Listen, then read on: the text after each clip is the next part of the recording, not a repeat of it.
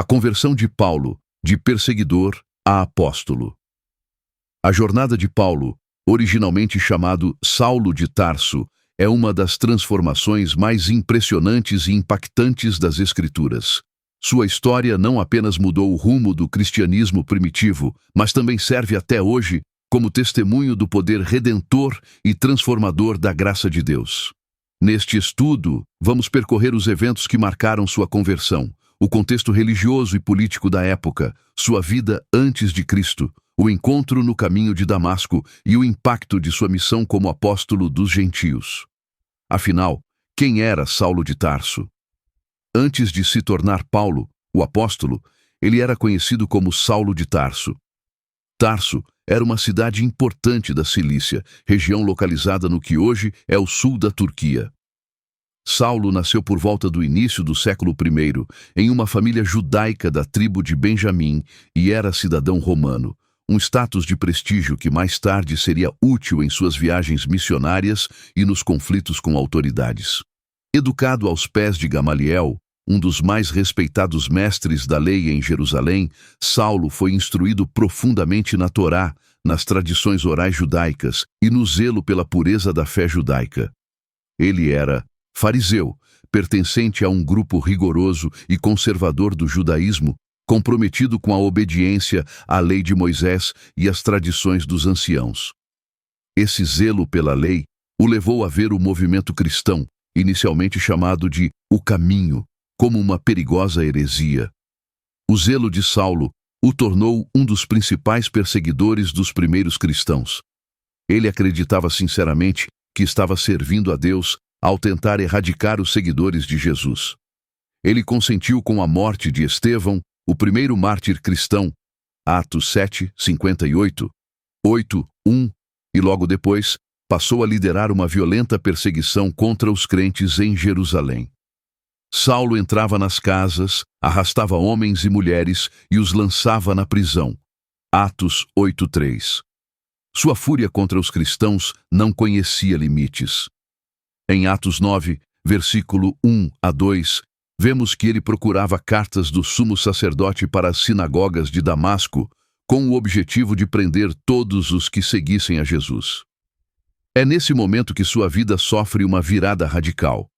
Enquanto viajava para Damasco, uma cidade a cerca de 240 quilômetros de Jerusalém, Saulo teve uma experiência sobrenatural que mudaria sua história e a história da igreja.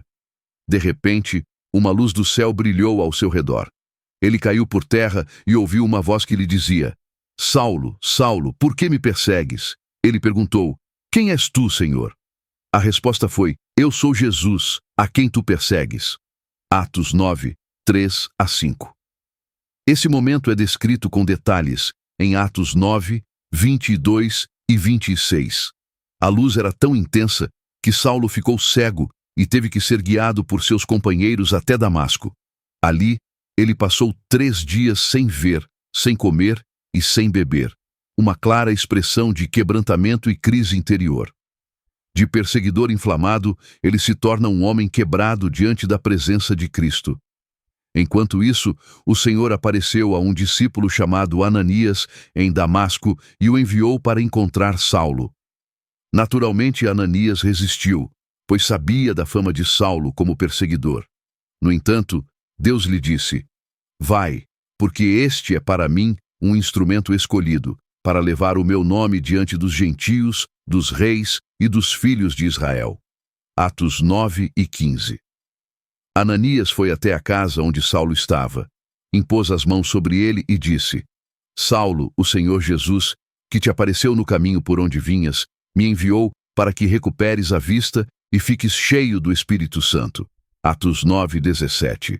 Imediatamente, como que escamas caíram dos olhos de Saulo, e ele voltou a ver. Foi batizado e assim iniciou-se sua nova vida em Cristo. Após sua conversão, Saulo passou a pregar que Jesus era o Filho de Deus, exatamente aquilo que antes combatia.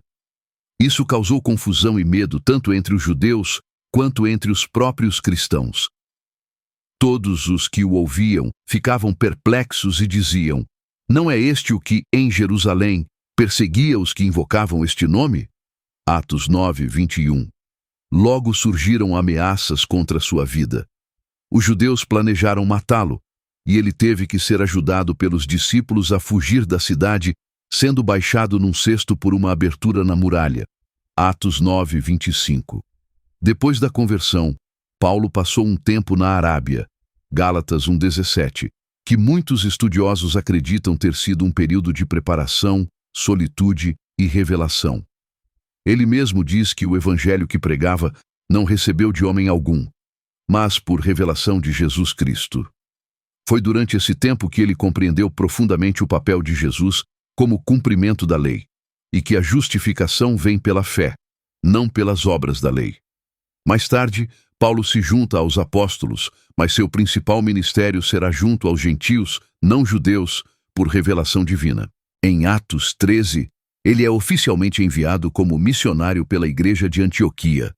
Paulo realizou 3 grandes viagens missionárias, além de sua viagem final a Roma. Ele plantou igrejas, treinou líderes, escreveu cartas, epístolas, que compõem grande parte do Novo Testamento, e enfrentou todo tipo de oposição, desde apedrejamentos até naufrágios. Suas cartas, como Romanos, Gálatas, Efésios, Filipenses e Coríntios, são verdadeiros pilares da teologia cristã.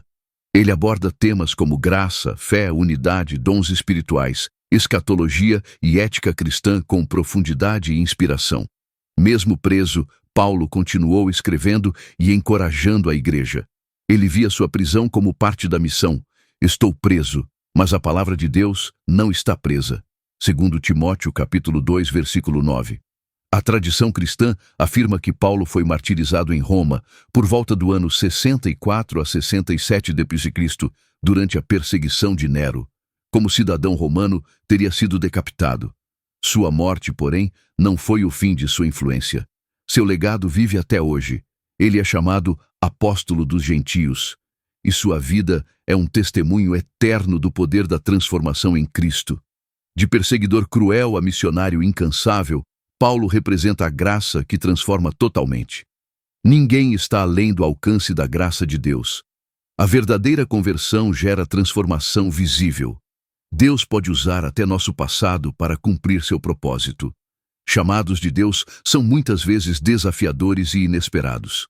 Obediência radical leva a impacto eterno. A conversão de Paulo é um dos testemunhos mais poderosos da Bíblia. Ela mostra que Deus não escolhe os capacitados, mas capacita os escolhidos. Ao tocar Saulo de Tarso no auge de sua arrogância e fúria, Jesus revelou que ninguém está fora do alcance de sua misericórdia. E ao transformá-lo em Paulo, fez dele um instrumento essencial para espalhar o Evangelho por todo o mundo. Que essa história nos desafie a confiar no poder transformador de Cristo, a abrir mão do orgulho e a entregar nossa vida para que Deus cumpra em nós seu propósito eterno. A contribuição teológica de Paulo é incomparável.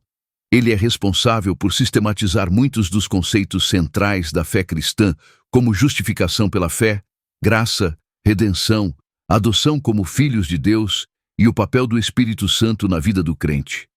Em Romanos, por exemplo, Paulo desenvolve um tratado teológico profundo sobre o pecado, a salvação, a soberania de Deus e a vida cristã. Sua famosa declaração em Efésios 2, 8 a 9 resume o cerne de sua teologia. Porque pela graça sois salvos, mediante a fé, e isso não vem de vós, é dom de Deus, não de obras, para que ninguém se glorie.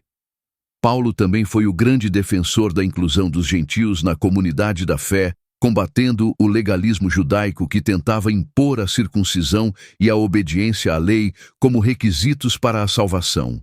Em Gálatas, ele defende apaixonadamente a liberdade em Cristo, declarando: para a liberdade foi que Cristo nos libertou. Gálatas 5:1.